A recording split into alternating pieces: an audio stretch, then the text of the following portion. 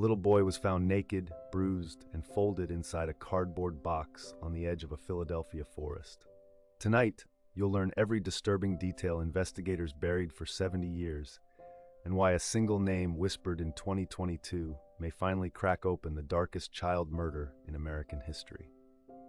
On the afternoon of February 25, 1957, a young man driving down Susquehanna Road on the outskirts of Philadelphia stopped his car near a stretch of woodland known locally as Fox Chase. What he was doing there is a story in itself. He was a student at a nearby seminary, and according to his later confession to police, he had been checking on rabbit traps he had set illegally in the underbrush. He was terrified of getting into trouble, so when he stumbled onto something that would haunt the city of Philadelphia for the next 7 decades, he tried to walk away. He tried to pretend he had never seen it, but he had seen it, and he could not forget it.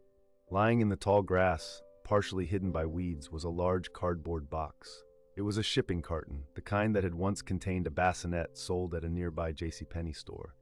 The flaps were open, and inside that box, wrapped loosely in a cheap flannel blanket, was the body of a small boy. He was naked. He was clean. His hair had been recently and roughly cut, with clumps of it still clinging to his skin, suggesting the barbering had been done after his death. He was terribly, unmistakably bruised, and he was very, very small. The seminary student, tormented by guilt, eventually went to the police 2 days later. Officers arrived at the scene expecting perhaps a discarded doll or an abandoned pet. What they found instead would launch the longest-running unsolved child homicide investigation in the history of the United States. His name, if he ever had one that anyone remembered, was never established. For 65 years, he would be known only by 3 haunting words: the boy in the box. The first thing detectives noticed was the paradox of the crime scene. The boy's body had been placed carefully, not tossed, not dumped. He was folded, almost tenderly, and covered. Whoever left him there had, in some small and terrible way, tried to preserve a shred of his dignity even in the act of discarding him. Yet his body told another story entirely. He was 4 years old, give or take. He weighed only 30 pounds, dangerously underweight for a child his height. He was covered in bruises, old and new, layered across his forehead, his chest, his arms, his legs. There were scars on his ankle and on his groin, suggesting a surgical procedure at some point in his short life. There was a strange, L-shaped scar under his chin. His fingernails and toenails had been trimmed with unusual precision, and his eyes, which the medical examiner described as a startling, clear blue, stared upward into nothing. The cause of death was ruled to be blunt force trauma to the head, multiple blows, delivered by someone stronger, someone taller, someone he almost certainly knew. This was not a stranger crime. This was intimate violence. This was the kind of injury inflicted by a hand that had touched this boy many times before. And yet, no one came looking for him. The Philadelphia Police Department launched what would become one of the largest missing child investigations in American history. Detectives fanned out across the city. Fingerprints were taken from the tiny body and compared against every hospital record they could access. His photograph, cleaned up and retouched to make him look more lifelike, was printed on 400,000 flyers and distributed with gas and electric bills across the entire metropolitan area. His face appeared on the front page of every Philadelphia newspaper. Officers knocked on thousands of doors. They interviewed pediatricians, orphanage staff, school teachers, midwives. They checked every birth record in the tri-state area for the previous 4 years. They followed up on more than 10,000 tips. Nothing. No one recognized him. No mother came forward weeping. No neighbor whispered a suspicion. No relative called from another state saying they had lost track of a nephew or a grandson. It was as if this child had simply materialized out of thin air, existed for 4 years in absolute invisibility, and then vanished again into that same terrible void. The only thing left of him was the small, bruised body in the cardboard box. The investigators of the era, working without DNA, without computer databases, without the internet, were nonetheless meticulous. Remington Bristow, a medical examiner's investigator, would spend the rest of his life obsessed with the case. Bristow believed the boy had come from a foster home only a mile and a half from where the body was found. He based this belief on a strange coincidence. A bassinet identical to the one whose box had contained the body had been sold to that particular foster home in 1956. He believed the operator of the foster home had a stepdaughter who may have given birth to an illegitimate child, and that when the child became inconvenient or when the abuse went too far, the family disposed of him. Bristow followed this theory for over 40 years. He attended the estate sale of the foster home operator in 1961, walking through the rooms, imagining he could feel the presence of a child who had once suffered there. But he could never prove it. He died in 1993 without ever giving the boy his name back. Other theories emerged over the decades, each stranger and more disturbing than the last. In 2002, a woman known only as Martha came forward with a chilling account. She was undergoing psychiatric treatment, and her therapist believed her story. Martha claimed that in 1954, her mother had purchased a small boy from his birth parents in a private, illegal adoption arrangement. She said her mother had abused the child for over 2 years, physically and sexually, keeping him hidden from neighbors and never allowing him outside. She said the boy's name was Jonathan. She said her mother killed him one evening when he vomited in the bathtub, striking him across the head with a heavy object. She said she helped her mother place his body in the trunk of the car and drive him to Fox Chase, where they left him in a box beside the road. She even remembered stopping to cut his hair on the way so no one would recognize him. Detectives took Martha's story seriously.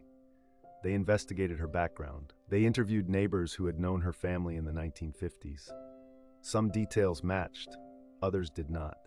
Her mental history complicated her credibility. Her family denied everything, and critically, there was no physical evidence that could confirm or refute her account. Some investigators believed her completely.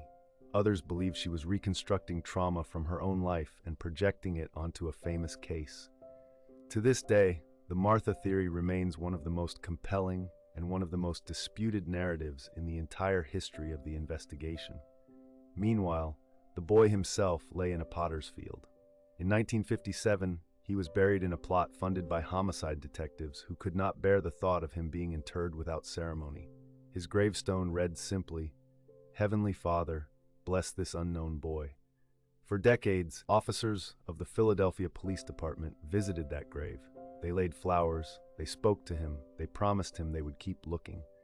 In 1998, his body was exhumed for the first attempt at DNA extraction. The technology of that era failed. The bones had degraded too much. He was reburied, this time in a donated plot at Ivy Hill Cemetery, under a new headstone that added a single word, "America's Unknown Child." And still, no one knew his name. The case became a kind of open wound in Philadelphia. Every few years, a new detective would inherit the file, read the yellowing pages, look at the black and white autopsy photographs, and feel the weight of it settle onto their shoulders.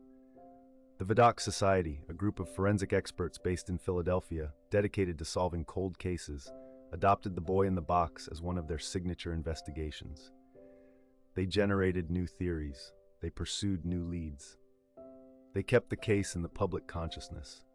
But the boy remained anonymous. His killer, if still alive, remained free, and the passage of time began to erase the last people who might have known him. Anyone who could have recognized his face on those 1957 flyers was aging into their 80s and 90s. Memories were fading. Witnesses were dying. Then came 2019, and a breakthrough that changed everything.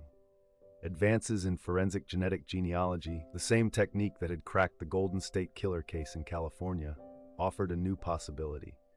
If enough DNA could be extracted from the boy's remains, it could be uploaded to public genealogy databases and cross-referenced with distant relatives. His body was exhumed a second time. This time, the technology worked. Scientists at a specialized laboratory successfully extracted a viable DNA profile. Genealogists began building family trees, reaching outward through cousins and second cousins and great-grandparents, narrowing down possible families in the Philadelphia area during the mid-1950s. On December 8, 2022, the Philadelphia Police Department held a press conference. After 65 years, they announced that they had finally identified the boy in the box. His name was Joseph Augustus Zarelli. He was born on January 13, 1953, in Philadelphia. He was 4 years old when he was killed. He had a family, he had a mother, he had brothers and sisters and cousins. He had a birth certificate.